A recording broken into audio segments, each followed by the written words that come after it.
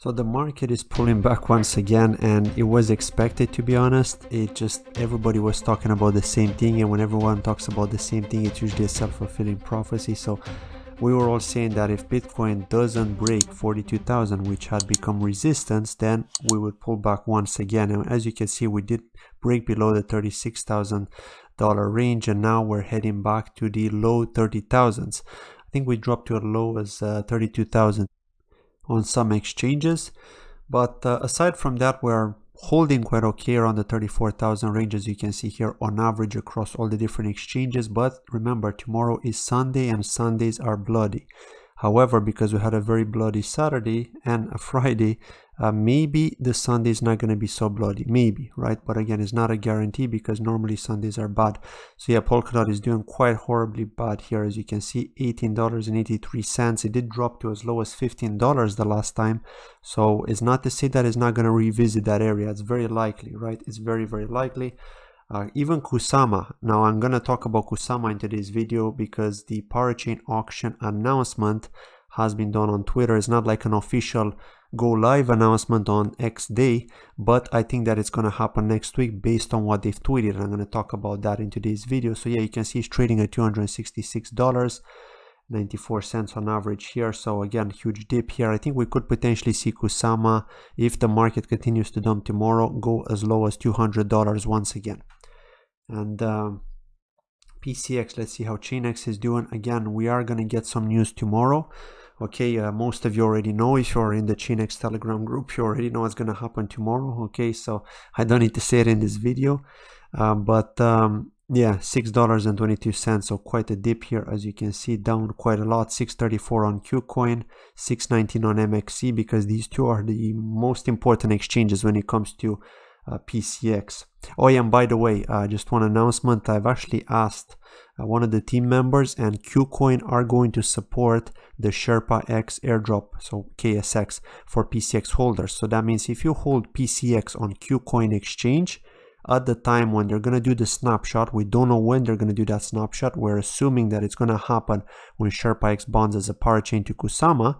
So when they do that snapshot, then you will qualify. If you hold your PCX on Kucoin, you will qualify for that airdrop, and you will get your KSX on Kucoin. And they're also in talks with the exchange to try and get KSX listed. So that's very good news in my opinion, because we know that MXC are also going to support the airdrop. OKX have also announced the Parachain Auctions support, and SherpaX is going to be one of them. So I'm assuming that OKX are going to list PCX, which is something I've discussed quite a long time ago, ever since Alex, the admin and the ambassador of ChainX, has done an interview on the OKX YouTube channel. So ever since then I've been saying that, but I don't know why they've been holding off, but I think we're going to see that listing there sooner or later. And then of course the likely KSX too, which is the Canary network of ChainX, for SherpaX, the ticker, of course. So yeah, I think that, in my opinion, I think that we're going to see PCX listed on multiple exchanges after the Parachain auctions kick off, especially if SherpaX bonds, right? Because it's going to go into the spotlight. Like, everybody is going to watch the Parachain auctions, even though people are talking about the market being down and so on. I'm talking about exchanges here. So exchanges thrive off volatility, so they don't really care. Of course, they wouldn't be happy if we go into a bear market because users would leave, right? But even if the price goes down, exchanges are still making money, so they don't really care. But anyway, like, a Binance listing is quite expensive, so I don't know if the ChainX team are going to get listed on Binance through paying for the fee, for the listing fee, because apparently they charge like $200,000 for a 4-month wait, or a 2-month wait for $200,000.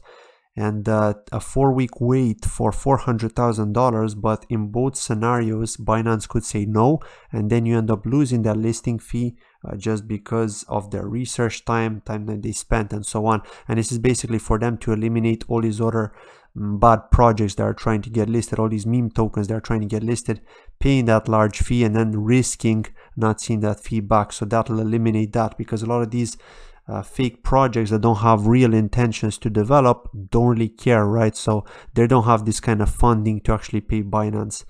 They'll try to find the smaller exchanges that are willing to list them. So that's why I'm saying, like, it is hurting these projects which have funding, but maybe they don't have that kind of funding to spend on an exchange listing, even though Binance would help. Again, it is $400,000. It's a lot of money if you want a quick listing. So, and that's if Binance decide to list them. So yeah, I think that once with the Parachain Auctions, I think that we're going to see more exchange listings for PCX, not necessarily on Binance, but on other exchanges. So I think that'll help with the liquidity, in my opinion. Let's see how Phala network is doing, because I know some of you follow that. I don't hold any Phala, by the way, but I know some of you follow that. So let's just see. So 61 cents, down 8.66%. So again, it is on Binance, and that does help it, right? It helps the price stabilize. Even when there's a massive dump, it still holds quite well. It's been trading between $1.70 for quite some time, right? It's been flicking in and out between that price range. So yeah, compared to the 10-cent price that we've had before the Binance listing, I mean, this is doing really well. So I think it could be the same case for PCX, right? If it goes on Binance, we're likely going to see it at $30, $40, and then when there's a massive market dump, it could go to $20, but then it will come back up as soon as the market recovers back to the $30, $40 range. How is PDEX doing? So PDEX has also dropped significantly, and actually $12 to $13 is actually a good area of support for PDEX. So it is holding quite well close to that area now. But again, we don't have any major news yet. We're waiting. Actually, we're meant to have something towards the end of this month or the start of next month. It depends on them. They're meant to launch that testnet DEX. So let me see, what are they doing here? NFT couple, yeah, nothing on that, nothing on the DEX yet. So yeah, I'm thinking that they're still working on that. They're obviously doing some giveaways here. So yeah, we could likely see this happen. We could likely see this happen in early June by the looks of it. So it's going to be a couple of weeks, I think, before we're going to see the testnet launch of Polkadex. And again, I've had an AMA with Vivek, who's one of the co-founders, and he did say that he's planning to launch Polkadex on Kusama as a parachain. So we're gonna have to wait until August to be able to see Polkadex go live on Kusama.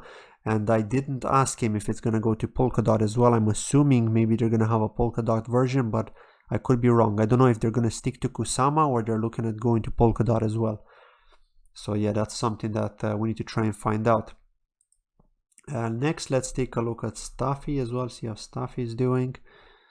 Stafi doing $1.11. So wow, huge dump for Stafi here. As you can see, the circulating supply is 11,217,000. So still quite low if you think about it, but the total supply is 102 million. Okay, so it is an inflationary token, so it does generate with the staking rewards and so on. It does generate more into circulation, but yeah, overall, I mean, it's doing quite okay in terms of the circulating supply. Like the market cap, as you can see, is very low now because of that, right? It is a very low market cap. So yeah, and it's on Binance as well. So yeah, considering that it went to like $4, we're down like 4x now since then. So yeah, as soon as the market recovers, I could see Stafi go back to the $3 to $4 range. We've seen this before when the market recovers. Okay, all these tokens and projects from the Polkadot ecosystem that are listed on Binance, that are listed on these good exchanges, they tend to do very, very well. So yeah, and I like the fact that CoinMarketCap have now added an audited tab here, as you can see. So CoinMarketCap are constantly improving. As you can see here, it shows you that it's been audited by CertX. So this helps with research. When you want to research certain projects, you go to CoinMarketCap, you check all these different tabs at first, and you're like, okay, I'm filtering all this out. This looks good. Let's go to the next step. Let's check the website. Let's check the team. Let's check the social media. Are they active? What's their GitHub page like? Are they pushing commits to their code? Are they only faking these commits? What kind of upgrades are they doing? So yeah, this is the kind of information you should look for when you try to do research. And again, you could see all the different tags. There are DeFi, there are DeFi projects, substrate-based project, Polkadot ecosystem, and so on. So yeah, you can get the smart contract address, and yeah, it gives you like a lot of information now. So CoinMarketCap is definitely a really, really good source of information when it comes to that. But enough about that. Let's move on here and talk about this topic, which is it's on everyone's mind, right? So we all know that the Kusama Parachain Auctions are due to come very soon, and we've all been waiting. So we could see here that the governance votes to upgrade Shell to state mine 24 hours after Shell is deployed is point number 3. Okay, so then they're saying here that a little birdie told me runtime upgrade was enacted, adding some necessary changes for parachains on yours truly. So that tells us, and expect chaos. So that tells us that this point has been done, okay?